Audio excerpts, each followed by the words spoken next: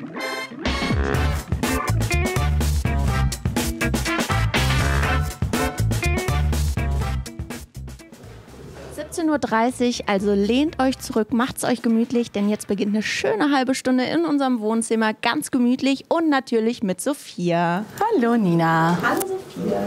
Ja. Du bist für die Chatter wieder da? Genau, ich bin auf jeden Fall wieder da. Wir haben heute wieder auch ganz viele coole Themen für euch.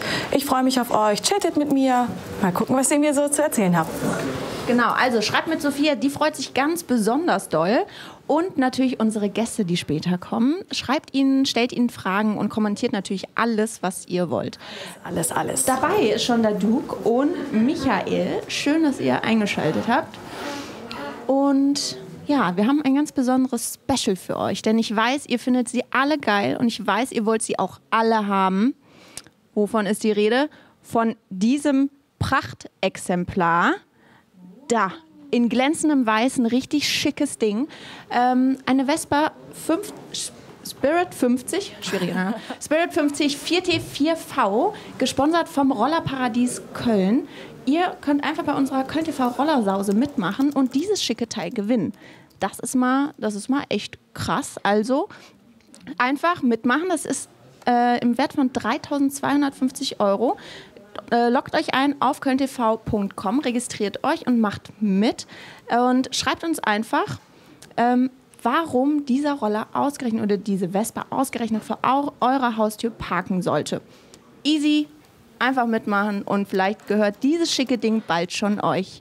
Und jetzt legen wir aber auch direkt los mit den absoluten Top-Themen, Top-Trendings diesen Tages.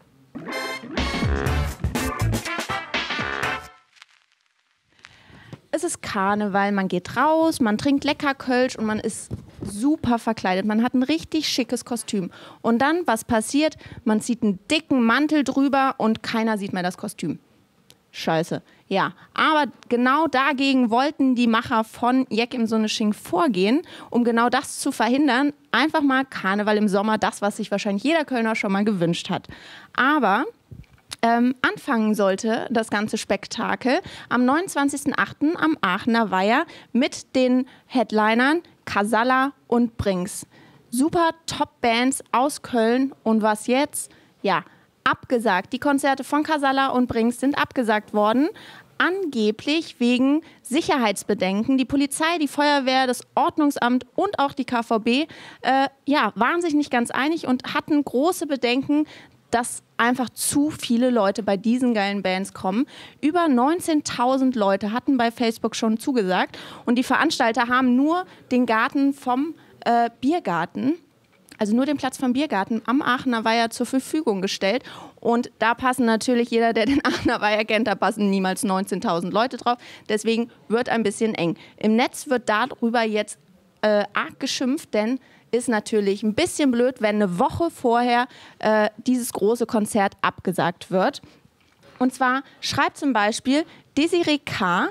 und so eine Sicherheitsbesprechung läuft also erst nach Bekanntgabe des Events. Ah ja, Profis am Werk, in Klammern, fand ich ganz witzig, Ironiemodus off.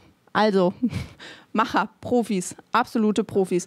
Oder Ruven Küster schreibt, absolut lächerlich und amateurhaft. Erst monatelang mit dem Event Werbung machen und es dann kurzfristig absagen. Also geht natürlich gar nicht. Alle haben sich drauf gefreut und jetzt sowas. Oder dann haben wir noch ein anderes und zwar schreibt Thomas Günnig, also hier sieht man erstmal, kurz nochmal von Anfang, hier sieht man erstmal, wie aufgeregt alle Leute sind. Man sieht nur mega dämlich, albern. Und Thomas Gümmich schreibt zum Beispiel, das ist ja wie Mettbrötchen ohne Fleisch. Und jeder weiß, jeder, der Mettbrötchen liebt, weiß, Mettbrötchen ohne Fleisch geht gar nicht. Oder Engelbert Böhmer schreibt, wird nun nächstes Jahr auch Fastelovn abgesagt, weil 1 Million Menschen feiern. Ja. Die Stadt wird immer voll. Köln. Die Stadt ist Köln und Köln wird immer voll. Sophia, feierst du auch Karneval? Bist du so eine Jacke, die dann rausgeht? Immer Karneval. Bei jedem Wetter, Regen, Schnee, Sonne, Karneval muss gefeiert werden. Und du bist auch bei Jeck im Sonnesching dabei? Natürlich bin ich bei Jeck im Sonnesching dabei. Ich weiß zwar noch nicht, wo genau, aber da gucke ich doch mal vorbei. Wolltest du denn zum Aachener Weih gehen? Trifft dich das jetzt persönlich, dass du sagst, ich wollte eigentlich bei Casalla dabei sein? Ja, schade ist es schon, ne? Also ich hätte die schon auch gerne mal gesehen. Du nicht? Doch, ich auch. Ich natürlich auch. Aber ja, das Jack im Sonnesching ist ja noch ein bisschen hin. Und da haben wir vorher für euch noch den nächsten Hashtag. Denn es gibt ja nicht nur Jack im Sonnesching, sondern es gibt auch noch die CO Pop in Köln. Und die hat gestern angefangen mit dem Beginn-Event sozusagen mit Anmai Kantereit, der Kölner Band, den 4 Kölner Jungs, Anmai Kantereit. Und die haben gestern das Gloria gerockt. Und Anmai Kantereit, die waren lange aus Köln weg. Die waren zum Beispiel auf dem Halland Pop Festival gerade erst. Immer rumgetourt durch ganz Deutschland und jetzt kamen sie das erste Mal zurück nach Köln. Und die haben sich gefreut, das hat man auch gesehen auf ihrer Facebook-Seite. Endlich wieder zu Hause, wir freuen uns aufs Gloria wie Kinder auf Weihnachten. Und wie das ganze Spektakel aussah, das kann uns jetzt Merle erzählen. Sie ist nämlich für den Kölner Stadtanzeiger da gewesen. Da kommt sie schon rein. Hallo Merle, schön, dass du dir die Zeit nimmst. Hallo Nina. Du warst gestern für den Kölner Stadtanzeiger beim Konzert, das ausverkauft war, schon lange vorher. Hast du dich darüber gefreut, dass du hingehen durftest? War das Arbeit oder warst du schon Fan und hast dich total gefreut? Ja, also in erster Linie war es natürlich Arbeit, aber auch als Reporter hat man ja verschiedene Termine und Termine, zu denen man gerne geht oder weniger gerne geht. Und das Anmai Kantereit-Konzert gestern war definitiv schon ein Termin, zu dem ich gerne gegangen bin. Ein bisschen Fan bin ich schon. Und erzähl mal, wie war es denn gestern? Wie war die Atmosphäre? Wie waren die Jungs drauf? Und wie waren auch die Zuschauer drauf? Ja, also für Anmai Kantereit war das Konzert gestern natürlich absolutes Heimspiel. Wie du gerade gesagt hast, erstes Konzert seit langem wieder in Köln. Und das hat man den Jungs auch angemerkt. Also es war viel Familie, viel Publikum, viele Freunde im Publikum. Am Anfang waren sie fast so ein bisschen steif. Ist ja auch klar, die haben sehr, sehr persönliche Texte, die Jungs, die erzählen aus ihrem eigenen Leben, die singen davon. Und wenn dann auf einmal der Vater oder die Freundin mit im Publikum ist, dann ist das wie auf so einer öffentlichen Liebeserklärung. Und das hat man denen schon angemerkt, dass sie da am Anfang ein bisschen angespannt waren. Zum Ende hin wurde es lockerer.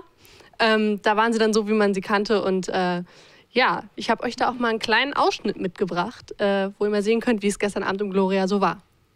20, 22, 23, du kannst heute alles schätzen, was du willst. Du bist 24, 25, 26 und du tanzt nicht mehr wie früher.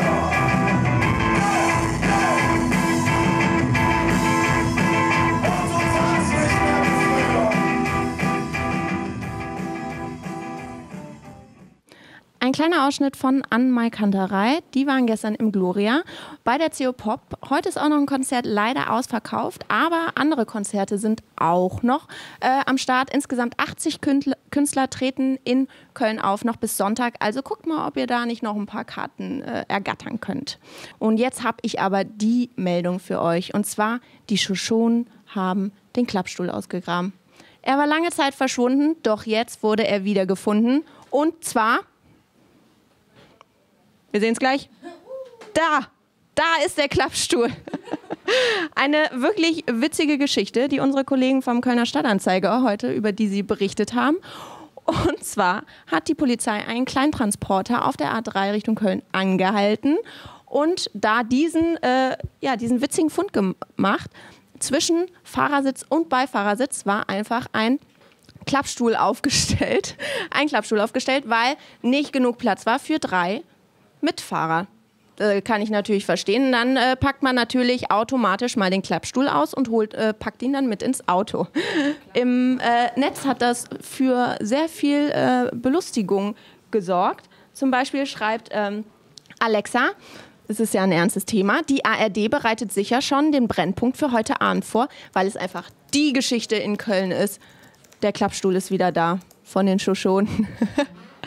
Und Julia Eder schreibt, also bei uns gibt es keine so luxuriösen Rückenlehnen. Ja, liebe Julia, vielleicht solltet ihr einfach mal drüber nachdenken, baut doch einfach die Sitze aus eurem Auto raus und stellt nur noch Klappstühle rein. Dann habt ihr eine super Sitzkomfort. Sitzkomfort. Und jede Fahrt wird gemütlich. Die Fahrer, die wurden zu einem Bußgeld verurteilt oder mit einem Bußgeld bestraft und durften dann aber ihre Fahrt weiterführen. Leider ohne den Klappstuhl, aber witzig ist es auf jeden Fall. Eine witzige Geschichte.